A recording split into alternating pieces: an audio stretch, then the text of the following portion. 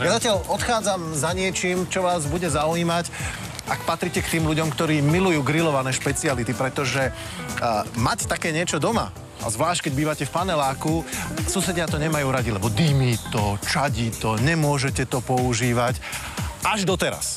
Máme tu ďalšieho hostia. Tým hosťom je Jaroslav Buc, ktorý vám predstaví grill, s ktorým môžete na otvorenom ohni grillovať u vás doma v kuchyni, v obývačke, kdekoľvek. Dobré ráno vám prajem. Dobré ráno. Vítajte u nás. Ďakujem. A ako to funguje, prosím vás? To je tá skrinka? Áno, toto je ten grill. Má niekoľko výhod oproti bežným grillom. Áno. Jedna z najväčších výhod, ako ste už spomínali, je, že môžete grillovať kdekoľvek. To znamená v exteriéri, v interiéri, na balkóne, v kuchyni, v spálni, trebárs. Neobťažíte susedov, nie je tam žiaden dým, žiadne sadze. Čím to je, že tam nie je dým? Čo tam horí potom? Spaluje sa tam špeciálny bioalkohol. Vlastne je to tekutina. V podstate výsledkom spaľovania tohto bioalkoholu je kysličník určitý a voda. To je to, čo vydychuje človek. Preto tam nie je žiaden dým, žiadne sadze. Čiže stačí vetrať? Stačí si vyvetrať, áno, otvoriť okno, ale pri tom grillovaní stejne je teplo, takže to okno si otvoríte tak či tak. A skúsme to zapáliť, aby sme vedeli, že to naozaj tá obsluha je jednoduchá. Chcem vám veriť. V podstate nalejete si to do takéto nálevky. Nemôžem to meniť za nejaký iný alkohol, hej? Ako je to špeciálny bioalkohol. Áno, je to špeciálny bioalkohol vyrobený. Že nikoho nenapadne, že toto mi už nechutí, tak to tam dolejem. Tak to jednoducho to tam nalejete. Dobre.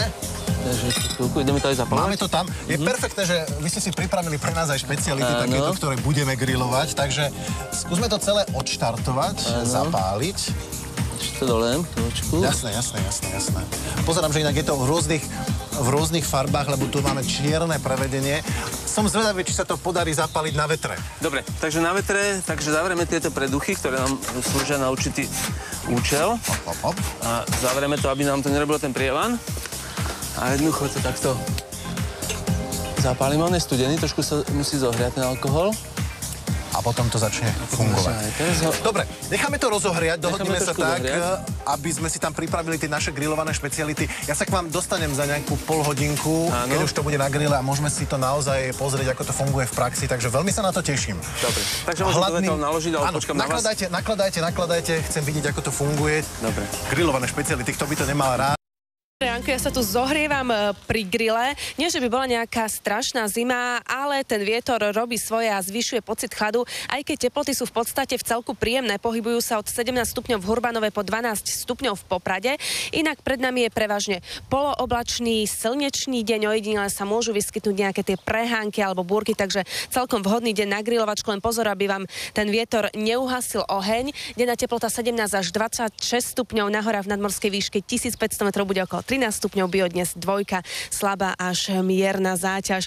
No a toto je naozaj záťaž, ale taká príjemná na môj žalúdok, takže ja idem ochutnať. Peťko, dobrú chuť aj tebe, pánovi Jarkovi, ďakujem za naloženie raňajok. No a vám takisto dobrú chuť a dovidenia večer.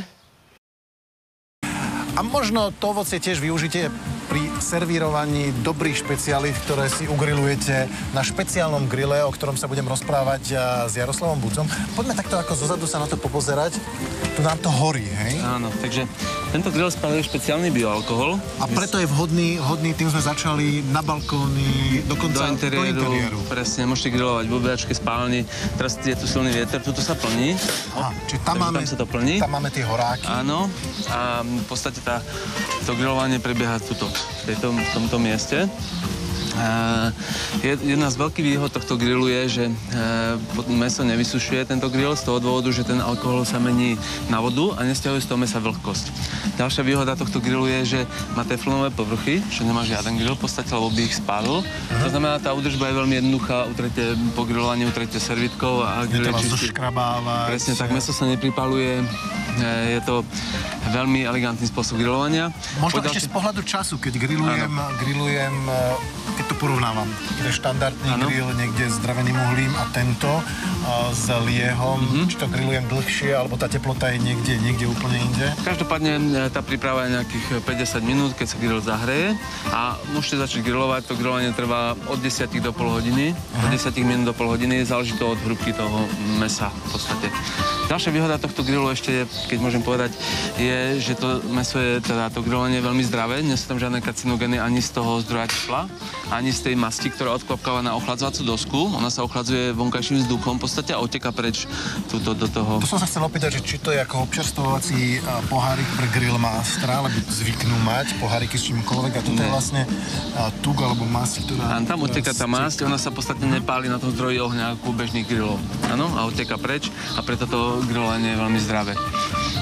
Tento grill má niekoľko, vlastne tieto výhody sú veľmi zaujímavé v tom, že môžete to fakt kdekoľvek použiť, môžete si to zobrať na dovolenku, môžete grilovať v lese, môžete si to ugrilovať aj v spálni, treba z kuchyni, to je jedno.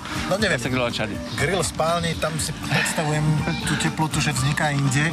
A báli sme sa trochu, keď sa to zapalovalo ráno, či bude horieť grill vo vetre, pretože viem si predstaviť, tie záhradné majú s tým problém, ako príde dym, kam odíde a či to vôbec chytí. A toto je tiež vyriešené nejakým spôsobom? Áno, my si to je teple. Tuto si... Toto si vieme naregulovať, v podstate si vieme zavrieť, aby sme tam nemali prievan. Ten alkohol v podstate horia výpary, to znamená, keď si to uzavrieme, zapálime to, vietor nám ho nesfúkne, pretože vlastne ten vietor dodáva iba kyslík a horí to ešte viac trošku. Takže dá sa to použiť vo vetre, nie je to problém, vidíte, že sme ugrilovali. Zatiaľ, čo Mirka hovorila, že môžete použiť aj ten olej, na ktorom fritujete a používate ho pri varení, že je to ešte niekoľkokrát zúžitkovateľné.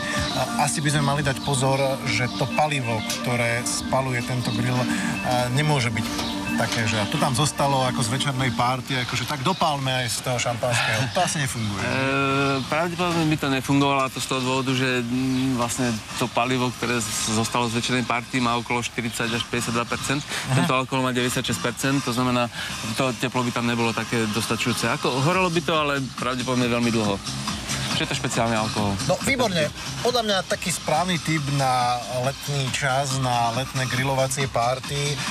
Máte si to možnosť vyskúšať. Budeme radi, ak pošlete aj nejaké dobré recepty, pretože grilovaniu sa určite v Teleráne venovať budeme. Ďakujem, že ste prišli, ďakujem, že ste nám poradili túto nádhernú fintu. Až mi tečú slinky, keď to pozerám, ako to dobre. Môžeme to naložiť teraz. Nakladajme. My nakladajme, ponúkneme všetkých v štábe. Ja vám, priatelia televízni naši, poďakujem, že ste dnes ráno boli spolu s nami. Nás to vždy teší. A sledujte nás aj naďalej. Nezabúdajte, že máte šancu vyhrať zaujímavé veci. Už teraz tu stoja 3 autá, ktoré môžu byť vaše. Teda vaše iba jedno, pretože sme v súťaži, kde si najprv treba vybrať jedno z tých 3 aut, ktoré tu vidíte. Všetko je to napísané na www.rodina.auto.markiza.sk. Grillované máme naložené, zeleninová polievočka sa nesie. Dnes varili naše dievčatá. Ešte raz vďaka, nech vám vyjde tento deň, nech vyjde streda 25. máj. Všetko dobré, dovidenia.